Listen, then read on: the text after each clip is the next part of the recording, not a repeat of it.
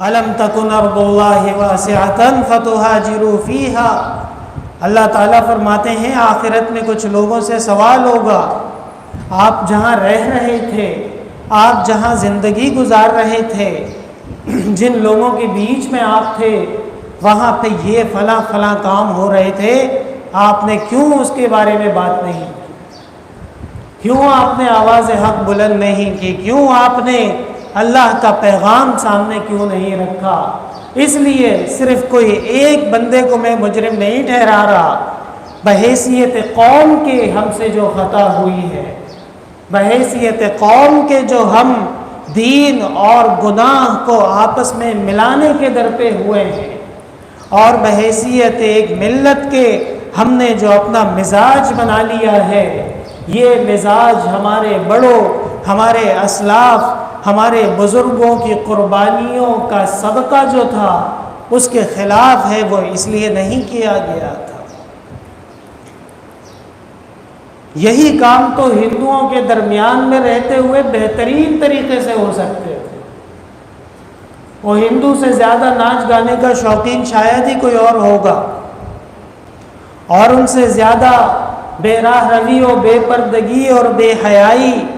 اور انسانیت سوز اعمال میں شاید ہی کوئی آگے ہوگا۔ اور یہی تو وجہ تھی کہ دو قومی نظریہ پیش کیا گیا کہ ہم گندگی کے درمیان میں نہیں رہ سکتے،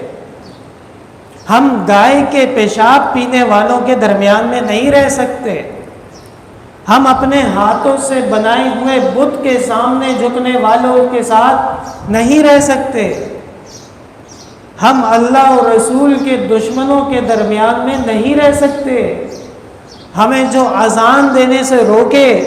ہم ان کے درمیان میں نہیں رہیں گے، ہمیں ان سے نفرت ہے، ہمیں جو مساجد بنانے سے روکے اور مساجد کو مندروں میں تبدیل کرے،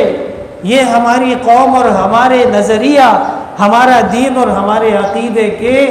خلاف کر رہے ہیں، اس کا مذاق اڑا رہے ہیں۔ اس لیے مسلمانوں کو ضرورت پیش ہوئی کہ ایک ایسا روئے زمین کا ٹکڑا، ایک ایسا ملک اور ایک ایسی جگہ مقرر کی جائے جس جگہ پہ مسلمان آرام اور سکون سے اپنی زندگی اللہ کے حکم کے مطابق گزار سکے۔ کوئی شک شبے کی گنجائش ہی نہیں ہے کہ پاکستان اسلام کے نام پہ بنا ہے۔ آج کے بعض ہمارے نئی روشنے والی دوست جو بھی کہیں ان کی مرضی ہے، جو ان کا جی چاہے، لیکن تاریخ اس بات کی گواہ ہے کہ ہمیں اور ہمارے پڑوسیوں کا اختلاف ہمارے دین کا اختلاف تھا، ہمیں اور ہمارے پڑوسیوں کا اختلاف ہماری حیا، تہذیب اور امر بالمعروف اور نہی عن المنکر کا اختلاف تھا، اور جن اعمال میں ہمیں کمزوریاں پیش آ رہی تھیں، جن کاموں میں ہمارے لیے رکاوٹیں پیش ہو رہی تھیں،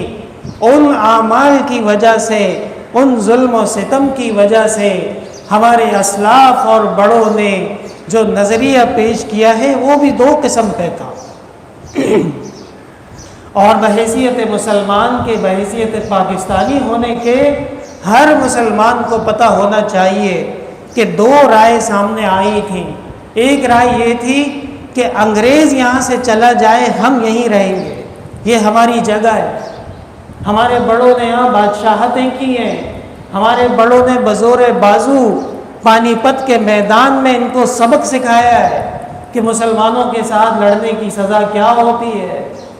ہمارے بڑوں نے، شہاب الدین غوری نے اور نصیر الدین بابر نے ان کو عقل سکھائی ہے آ کے کہ ایک کامیاب بادشاہت کیسے گزرتی ہے۔ اس لیے یہ ہماری زمین ہے، ہم یہاں رہیں گے، اور جو قابضین ہیں وہ یہاں سے چلے جائیں، اور یہ جو گاؤں پرست و بت پرست ہیں ان کو تو ہم کئی دفعہ ٹھیک کر چکے ہیں، انشاءاللہ تعالی موقع آئے گا دوبارہ ٹھیک کر دیں گے، یاد کریں گے۔ یہ ہمارا جذبہ ہے، یہ ہمارے ایمان کا حصہ ہے۔ یا ایھا النبی جاہد الکفار والمنافقین واغلظ علیہم، اے پیغمبر ان کے ساتھ جہاد کے لیے تیار رہیے گا، اور ان کے بارے میں آپ کو سختی اپنانی پڑے گی۔ ومأواہم جہنم، اور ان کا ٹھکانہ جہنم ہے، وبئس المصیر، اور بہت ہی برا ٹھکانہ ہے۔